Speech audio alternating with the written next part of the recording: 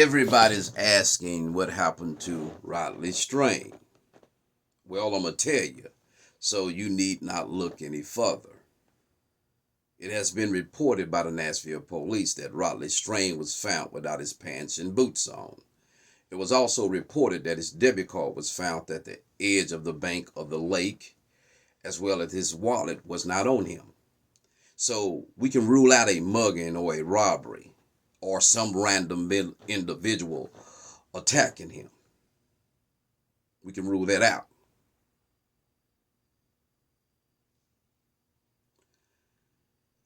What the Nashville police has failed to tell the public is that Rodley Strain frat brothers, the guys that was drinking around him, they invoked their Fifth Amendment right at some point during questioning. And when those questions start implicating that they could be a suspect, that's when they refuse to talk. Now, you may be asking me, how do I know that they invoked the Fifth Amendment right? Well, here's the proof.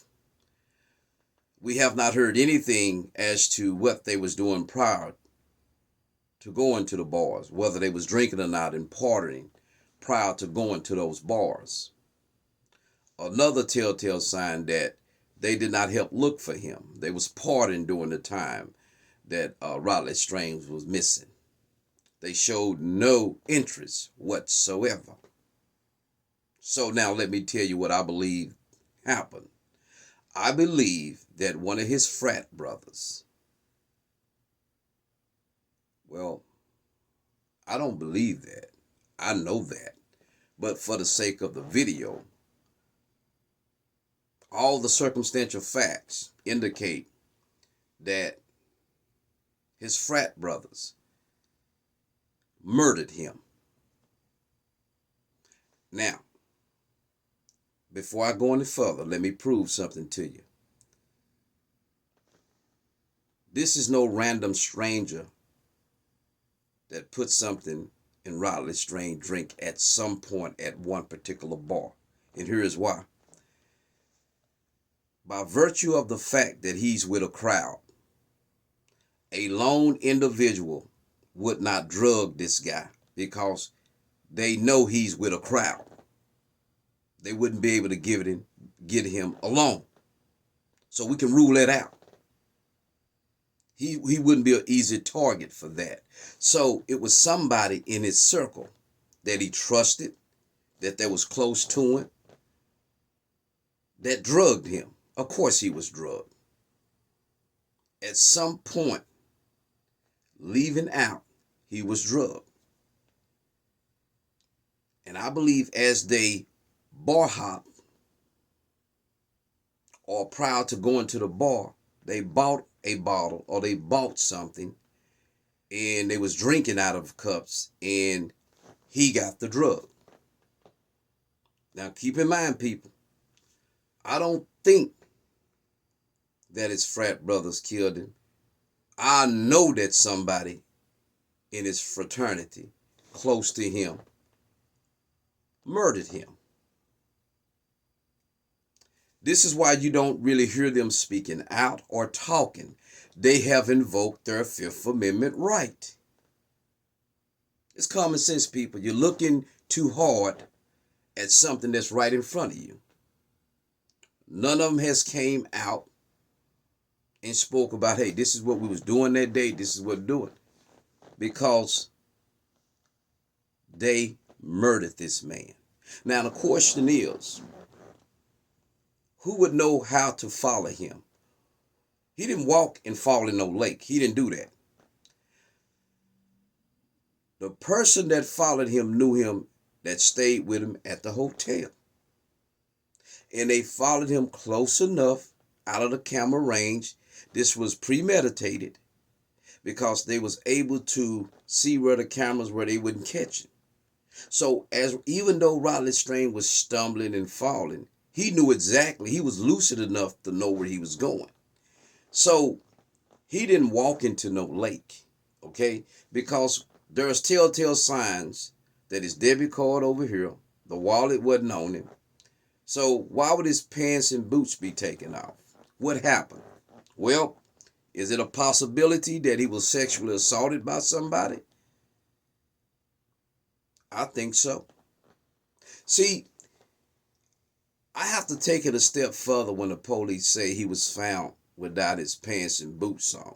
So I'm going to theorize that in order for somebody to want to take his pants and boots off, you want to sexually assault this man. This is what I think happened to somebody, that, one of these frat brothers that had a thing for him. Now, a lot of y'all going to say, oh, that's so far-fetched. Well, that's quite all right. That's your theory. This is the only thing that makes sense. Why would you take a man's pants and boots off to kill him unless you're going to sexually assault him prior to doing that? See, this is where nobody wanted to go, so I'm going there, all right? So you have to take it with a grain of salt when the police saying he was found without his pants on. Well, you see how long it took to find him? They didn't want y'all to know. Based on my opinion, I believe this man was raped by his frat brothers. That's what I believe. And then he was thrown in the water. He was thrown in that water. And I believe prior to him being thrown in the water, they forced more alcohol down his throat to where he had to embed it. This is what I believe. And now the police knew that the only place he could be was in the lake. They knew this. I believe the police knew, but they wanted to wait and wait so when they got the body out, they can say, oh, there's no signs of foul play. Well, I don't believe that because show me some pictures of him getting out the lake. Show me those pictures. Now, whether you show it to parents, it's not enough. I'm telling you that based on what we seen on the videos, why would this man pants and boots be taken off if he wasn't sexually assaulted? Don't nobody go through the extent in killing somebody, taking their pants off just to kill them, okay? So we can get that out the picture. See, no one can give a rational reason why those pants and boots off.